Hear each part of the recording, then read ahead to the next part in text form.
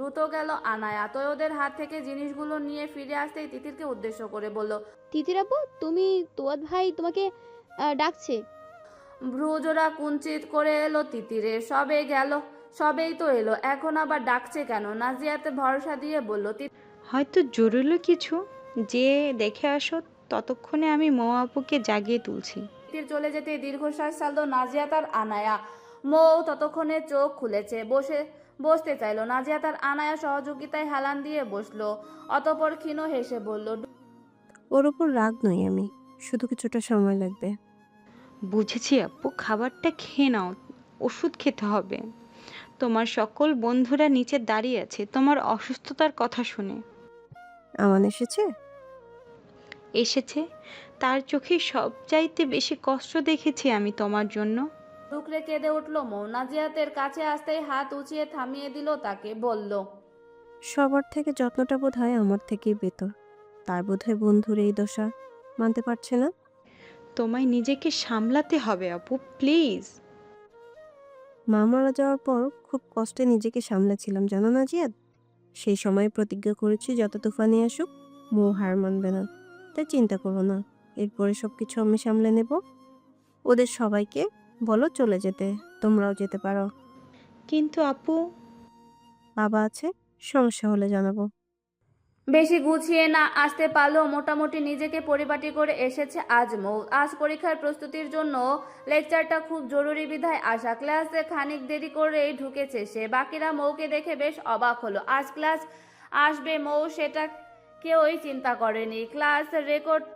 Class record করে note ওর বাসায় পৌঁছে দিত সারা। প্রথম সারিতে বসায় মৌয়ের সাথে কথা বলা সম্ভব হলো না সবার। অতঃপর ক্লাস শেষে কথা বলবে বলে সবাই ক্লাসে মনোযোগ দিল। মৌ ক্লাস হওয়ার একটু আগে বের হতে যেতেই দেখলো আনাম মৌয়ের পেছন পেছন দৌড় দেয়। মেয়েটা রীতিমতো সবাইকে এড়িয়ে চলে যাচ্ছে, মোটেও ভালো লাগলো তার। খুঁজতে খুঁজতে মৌকে পেয়েও গেল আমান। এখন এখানটায় কোনো স্টুডেন্ট নেই বললেই চলে। আমান মৌয়ের সামনে পথ আগলে দাঁড়াতেই মৌ বিচলিত হলো। এভাবে পালিয়ে যাচ্ছিস কেন তুই? অপরাধী নয় যে পালাবো, বাসায় যাব তাই দ্রুত বেরিয়েছি। একই ক্লাসে ক্লাস করে আমাদের সাথে কথা না বলেই বাসায় যাচ্ছিস তুই? বন্ধুস, গার্ডিয়ান নয় যে তোদের বলে যেতে হবে। রাস্তা থেকে সরে দাঁড়া, আমার তাড়া আছে।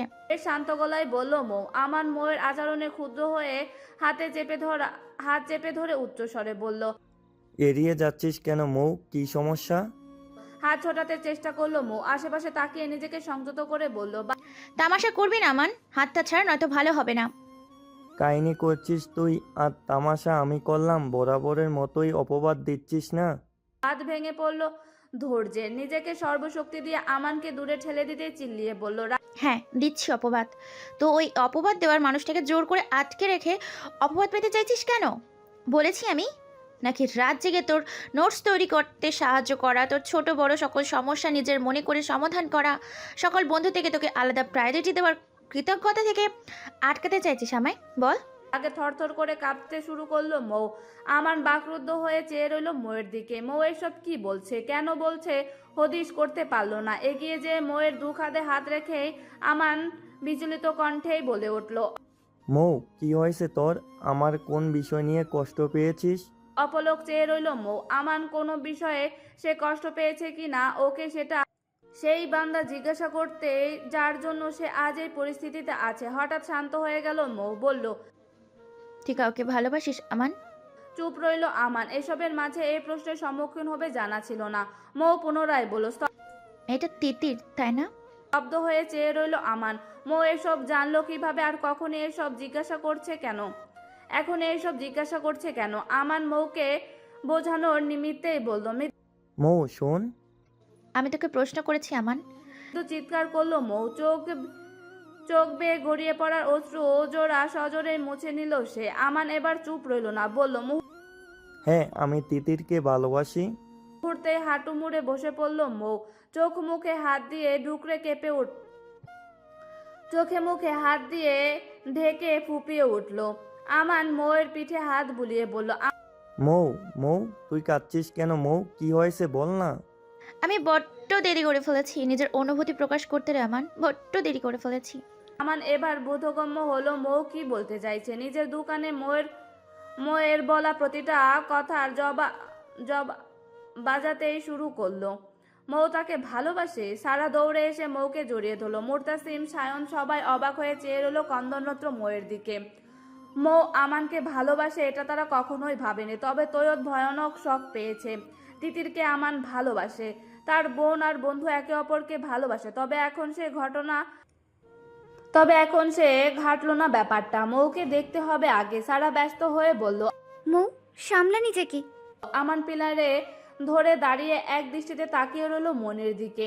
কেঁদে কেঁদে মুখের হাল বেহাল করে ফেলেছে। যেই মেয়ে সব সময় নিজেকে পরিপাটি করে সাজিয়ে রাখতে পছন্দ করত, আজ তার এলোমেলো চুল, কালচে হয়ে ফোলা ফোলা আঁখি জোড়া ভেতর থেকে কষ্ট দিচ্ছে তাকে। ময়ের লুকিয়ে ভালোবাসা আমানকে কখনোই বুঝতে পারেনি। এতটা অসহায় বোধ হয় তিতিরকে না পাওয়া নিমিত্তেও লাগেনি তার। মুর্তাসিম আমানের কাঁধে হাত রাখতেই সেদিন ঘটে যাওয়া সমস্তটা বলায় আমান চোখ বন্ধ করে নিল। খুব আফসোস হচ্ছে, খুব। সব চাইতেও ভালো বন্ধু নিষ্পাপ অনুভূতি সে এভাবে আঘাত করতে চায়নি। বেলকনির গাছগুলোয় বেশ যত্ন নিয়ে পানি দিচ্ছে নাজিয়াত। হঠাৎ নিজের নামের আওয়াজ ধ্বনিত কানে আসতেই নিচে চাইল নাজিয়াত। হানিয়াত এসেছে কিছু ফুল নিয়ে, হাত দিয়ে ইশারা করে নিচে ডাকছে তাকে। নাজিয়াত হানিয়াতকে ওপরে আসার কথা বলল, আসলো না। বরাবরই বাসায় আসতে অনাগ্রহী সে। পানির জারটি রেখে নিচে নামলো নাজিয়াত। হানিয়া দৌড়ে এসে বলল, মা খুব অসুস্থ আপু। কি বলিস? কি হয়েছে আন্টির? অনেক জ্বর আপু, আমার সঙ্গে চলো না। দাঁড়া, আমি আসছি। বলেই উপরে গেল নাজিয়াত। পার্সেল কিছু টাকা ভরে নিয়ে বের হতেই মায়া শিকদার আটকালেন, বললেন, এমন ভর সন্ধ্যায় কোথায় যাচ্ছ নাজিয়াত? হানিয়ার মায়ের জ্বর মা, ডাক্তার দেখিয়ে ওষুধ কিনে দিয়ে চলে আসব। নাফিসকে সঙ্গে নিয়ে যাও। একাই পারবো, সমস্যা হবে না।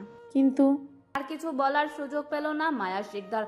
দ্রুতই নিচে চলে গেল নাজিয়া। তপ্ত শ্বাস ফেলে দরজা লাগিয়ে সোফায় বসলো সে। মেয়েটা হুটহাট নিজের মর্জি মতোই সবকিছুই করে বেড়ায়। বারণ করলেও লাভ হয় না। আশরাফ শিকদার মেয়েকে যেতে দেখে চিন্তিত হলেন। মায়া শিকদারকে জিজ্ঞাসা করলেন, কোথায় গেল এই সময়ে? হানিয়ার মাকে ডাক্তার দেখাতে।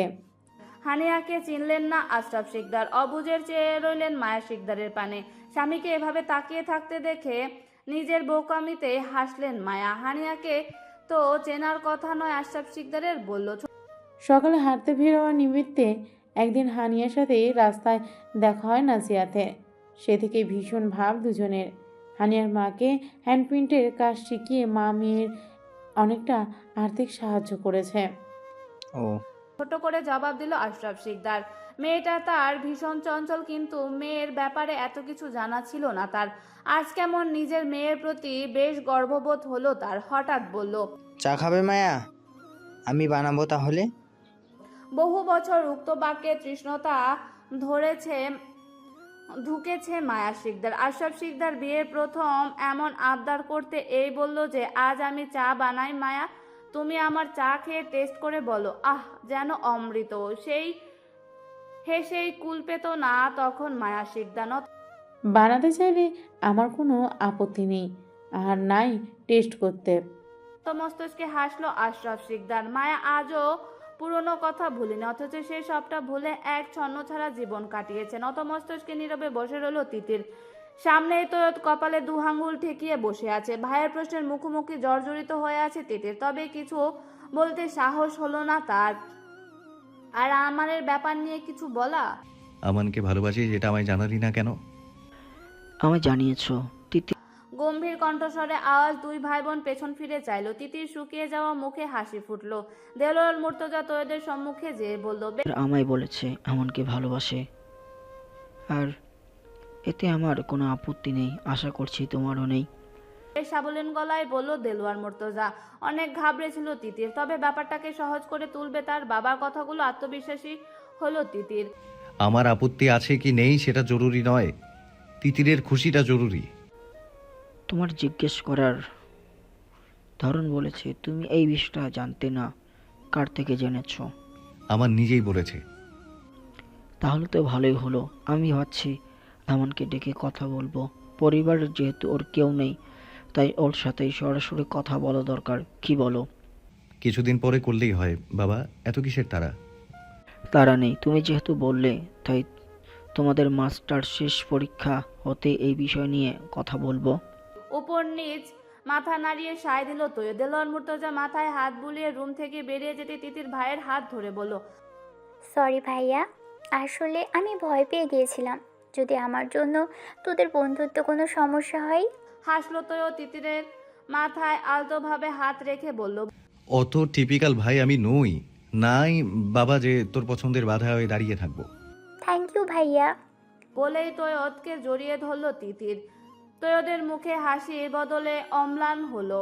মৌয়ের কথা মাথায় আসতে কেমন এলোমেলো লাগছে সব। তিতিরের জন্য খুশি হলো, সবচাইতে কাছের বন্ধুর এরূপ অবস্থা মেনে নেওয়া সত্যিই তিক্তকর।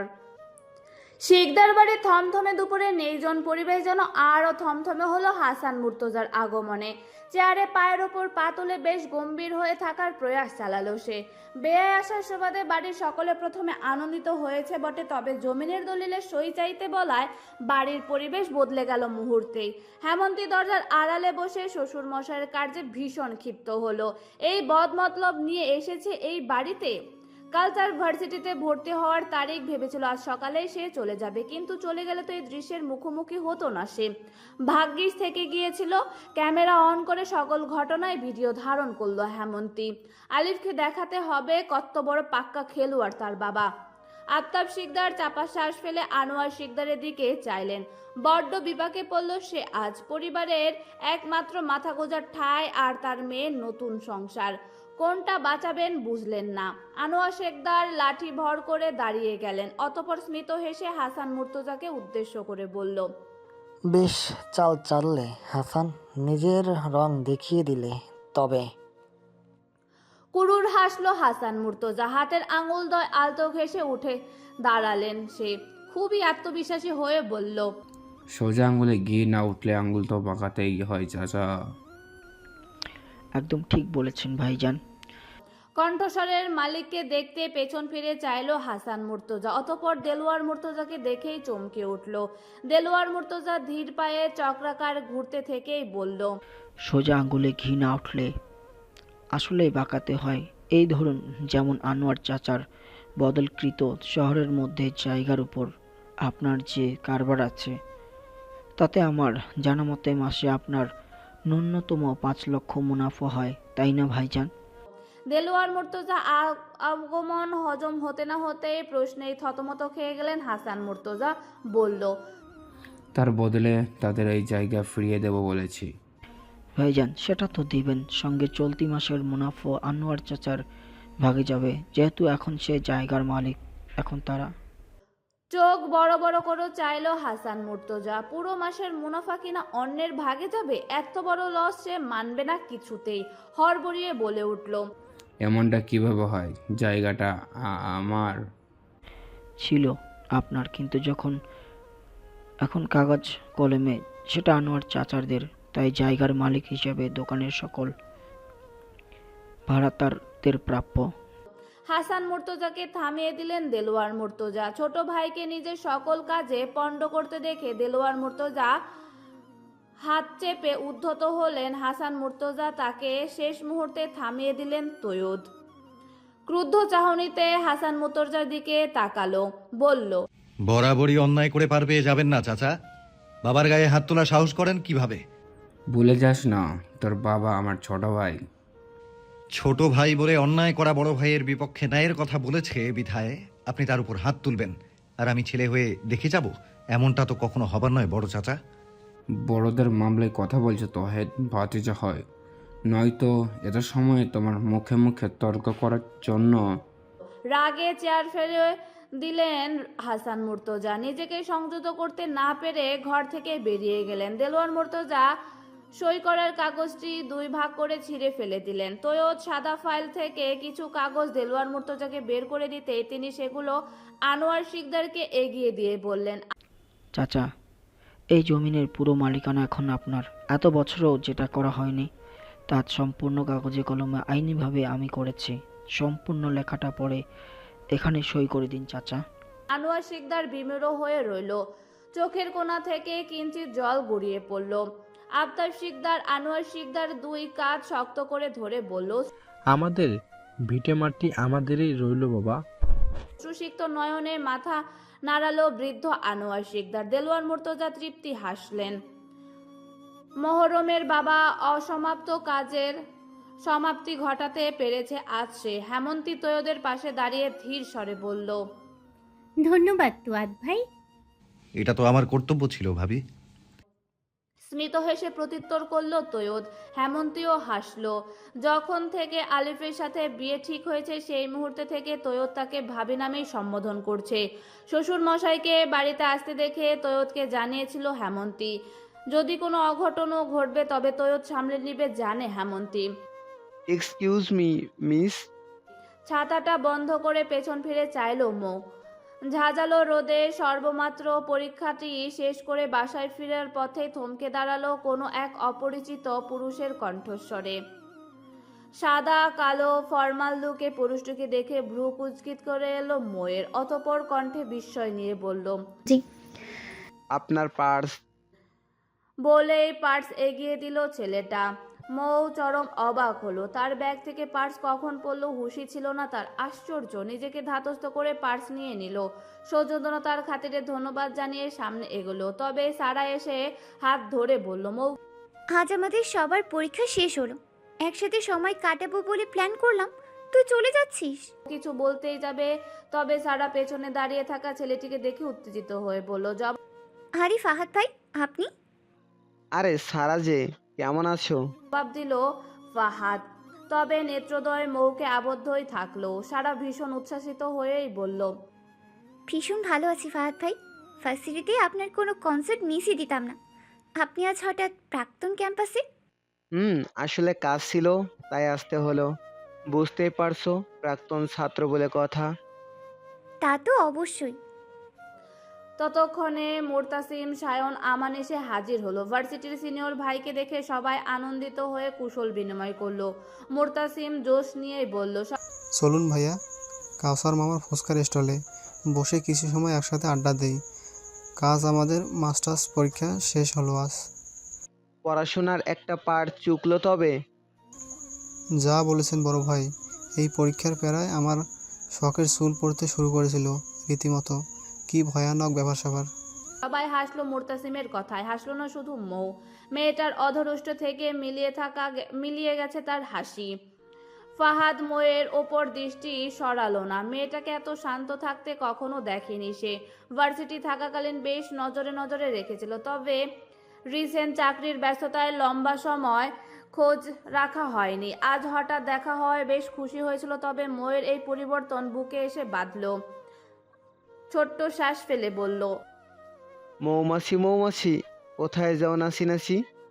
নত চোখ জোড়ো উপরে তুলল মৌ। লাইনগুলো শুনে হকচকিয়ে গেল সে। পিটপিট করে চেয়ে রইল ফাহাদের মুখের দিকে। প্রথমে চিনতে না পারলো, এখন বেশ চিনতে পারছে ফাহাদ হাসানকে। ক্রিয়ত হেসে বলল, ভুলতেই বসেছিলাম এই নামখানা। মনে করিয়ে দিতে আসি তো আমি। প্রত্যুত্তর করলো না মৌ। নির্বিকার চেয়ে রইল শুধু ফাহাদের মুখের দিকে। আমান খানিক দূরত্ব থেকেই মৌকে দেখে গেল। মৌয়ের বন্ধুদের প্রতি ইদানিংকার দূরত্ব বেশ হাঁপিয়ে উঠেছে সে। ছোট্ট শ্বাস ফেলে মৌয়ের সম্মুখে যেয়ে বলল, আজ আমাদের সাথে একটু সময় দিতে পারবি না মৌ? আমানের আকতি ভরা আবদার ময়ের বুকে আঘাত করলো। নিজেকে চারিপাশে যে শক্ত বেড়া দিয়ে নিজেকে আড়াল করতে চাইছিল আমানের এই আবদারখানা আজ তা ভেঙেই গেল। লম্বা শ্বাস নিল মো। অতঃপর উপর নিচ মাথা নাড়িয়ে সায় জানালো সে যাবে। আমান সহ বাকিরা বেশ খুশি হলো। ফাহাদ সবটা অবলোকন করে আমানের দিকে চাইলো। তার তীক্ষ্ণ দৃষ্টি অনুসন্ধানী চোখে পুরো ব্যাপারটা বুঝে আসতে বেশি একটা সময় নিল না। বলল, ফাহাদ, তৈয়দ কোথায় আমান? তাদের কথায় বাকিরাও আশেপাশে তাকালো, তবে তৈয়দকে দেখলো না। মুরতাসিম পলকের কাছে ঘেঁষে যুক্তিসঙ্গত হয়ে বলল, আরে ভাই দেখো, নয়া নয়া প্রেম হলে প্রেমিকারা প্রেম করতে ব্যস্ত থাকে, আশেপাশে খেয়াল থাকে না। তখন দেখো কোথাও গিয়ে প্রেম করছে। আমার কথা বলছিস? আরে মামা, বলতে বলতে চলে এসেছিস? তা মামা ভাবি কই? যেখানে থাকার সেখানেই আছে। কথার মাঝেই পলকের দিকে চোখ পড়তে বেশ উৎফুল্ল হলো তৈয়দ। একে অপরের দিকে হাত বাড়িয়ে হাত মিলালো দুজন। ফাহাদ হেসে বলল, শেষমেশ তোমার অভিযান সফল হলো ছোট ভাই। এখনো পুরোপুরি হয়নি, সময় সাপেক্ষ। হয়ে যাবে আশা করি। যে কাজ অর্ধেকেই সেরে গেছেন, আশা করি এবার পুরোটা শেষ করেই ক্ষান্ত হবেন। বলেই অমায়িক হাসলো তৈয়দ। ফাহাদ তপ্ত শ্বাস ফেলে মোয়ের দিকে তাকালো। বন্ধুদের মাঝে থেকে কেমন উদাসীন হয়ে আছে। পুরনো মৌকে বেশ মিস করছে। মনের দৃঢ় সংকল্প করে নিল পুরনো মৌকে ফিরিয়ে আনা না হয় যে ফাহাদ হাসনাত নিজেকে ভুলে বসবে।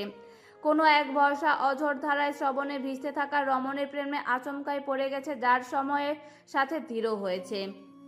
ক্লান্ত শরীর নিয়ে বাসায় এসে হতাশ হলো নাজিয়াত। দরজায় তালা দেওয়া, অথচ আজ সবাই বাসায় থাকাই কথা ছিল। কোথায় গেল তাকে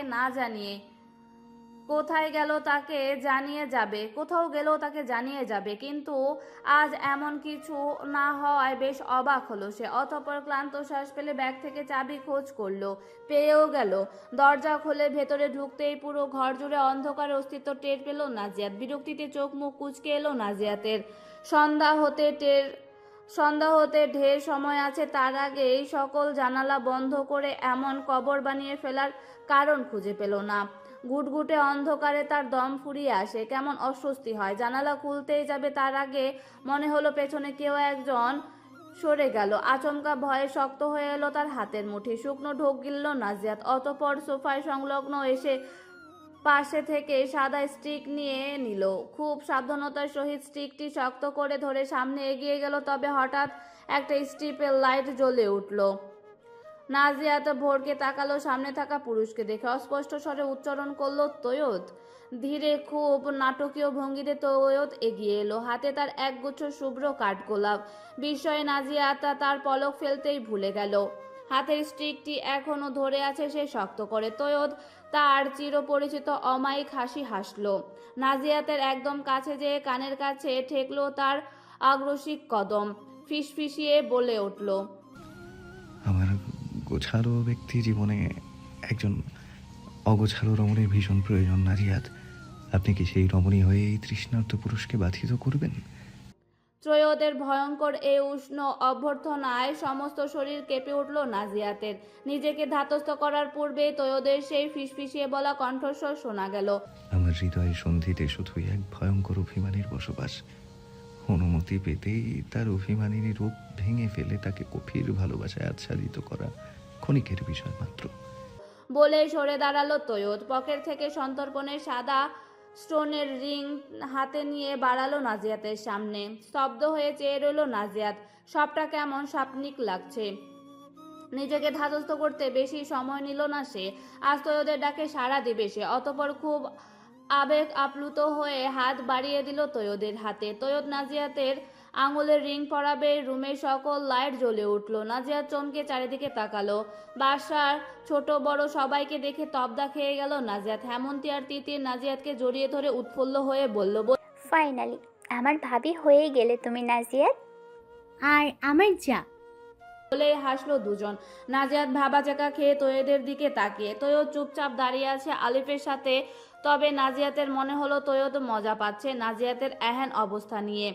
কণ্ঠস্বরের আওয়াজ পেয়ে পেছনে তাকালো নাজিয়াত। দেলোয়ার মুর্তজা নাজিয়াতের ঠিক সামনে এসে দাঁড়ালো। অতঃপর মাথায় আলতো হাত রেখে বলল, আমি বরাবরই তোমাকে তৈদের পাশে দেখতে চেয়েছিলাম নাজিয়াত।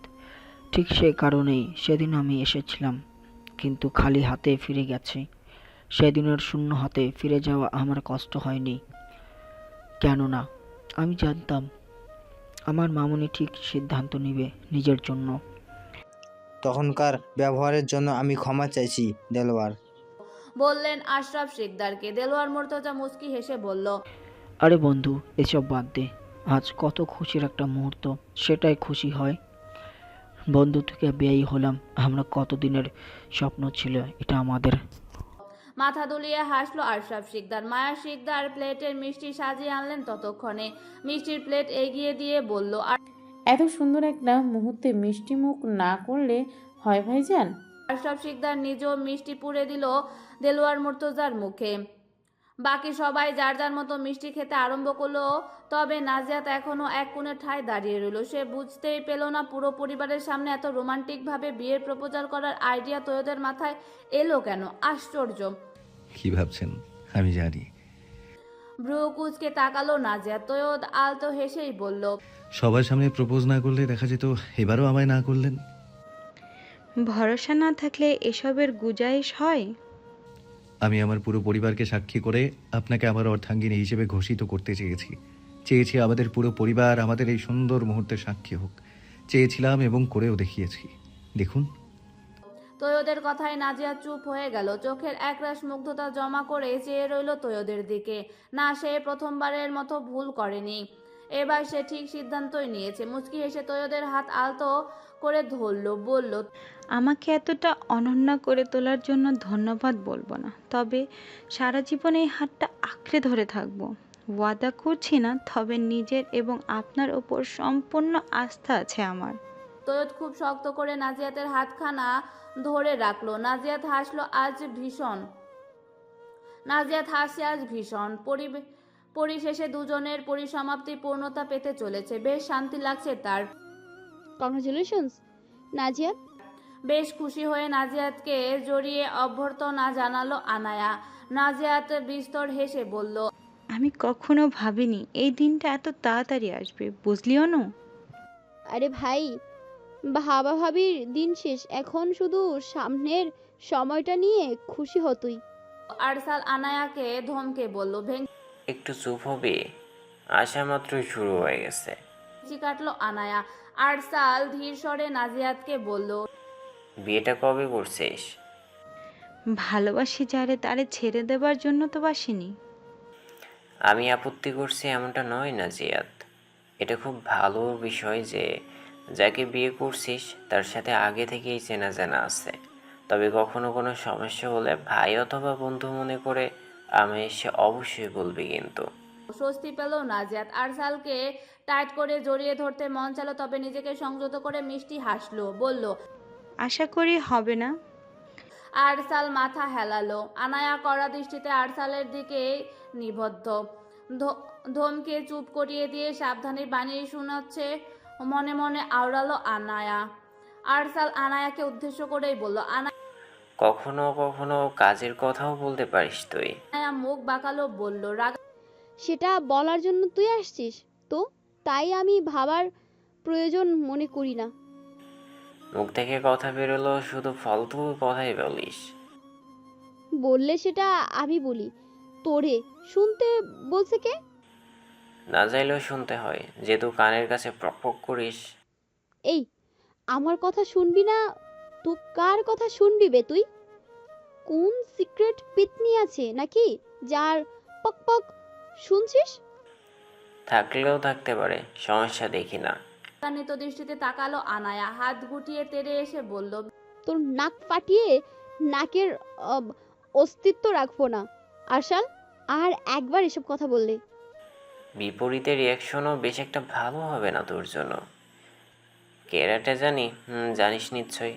বেশ সাবলীন গলায় বলল আরসাল। ফর্সা মুখশ্রী নাকের ডগায় কিঞ্চিত লালচে হয়ে হলো আনায়ার। উঠতে থাকা বেবি চুলগুলো বাতাসে উঠতেই বিরক্ত হলো সে। অতঃপর আরসাল এক হাত পকেটে গুজে অন্য হাত আনায়ের চুলগুলো গুজে কানের কাছে গুজে দিতেই শান্ত গলায় বলল, আমার জীবনে এক পেতনির বসবাস, আরেকজন এনে কি অবস্থা খারাপ করব নিজের আজব। আনায়া ক্রোধান্বিত মুখশ্রী মুহূর্তেই শান্ত হয়ে গেল। পিটপিট করে আরসালানের দিকে চাইলো, বলল, ঘুরে ফিরে আমাকে পেতনি বললি? সোজা সাপটা বলছি, তুই একটা পেতনি। বলে আনায়া মুখে ফু দিয়ে সামনে হাঁটা ধরলো আরসাল। আনায়া হতভম্ব মতো চেয়ে রইল সেদিকে। নাজিয়া তপ্ত শ্বাস ফেলে ফোনের স্কুলে মনোযোগ হলো। এদের দুজনের এসব চলতেই থাকবে। আনায়া হাঁটু মুড়ে বসে পড়ল নাজিয়াতের সাথে। নাজিয়াত আনায়ার মুখশ্রী একবার দর্শন করে শান্ত কণ্ঠে বলল, পছন্দ করিস ওকে, তা সেটা বলে দিলেই পারিস। ভড়কালো আনায়া। আচমকা এমন কথায় তবদা খেয়ে গেল। নাজিয়াতের দিকে তাকিয়েই রইল। খানিক সময় এভাবেই গেল। কিঞ্চিত বিরক্ত হলো নাজিয়াত। একটা মানুষ নিজের অনুভূতিগুলো সম্মুখে প্রকাশ করছে, অথচ এই রমণী সেটা বুঝতে পেরেও না বোঝার প্রয়াস চালাচ্ছে। ছেয়ে আছিস কেন এভাবে? আমি ওকে পছন্দ করি সেটা কবে বললাম? আর ও নিজে কিছু কখনো আমায় বলেছে সেটা? থেমে গেল নাজিয়াত, বেশি কিছু বলল না আর সে। এখন কিছু বললে আরসালকে দেওয়ার কথা আর বরখেলাপ হবে। আনায়া নিজেও চুপ হয়ে গেল। নাজিয়াতের অগোচরে চাপা শ্বাস ফেলল সে।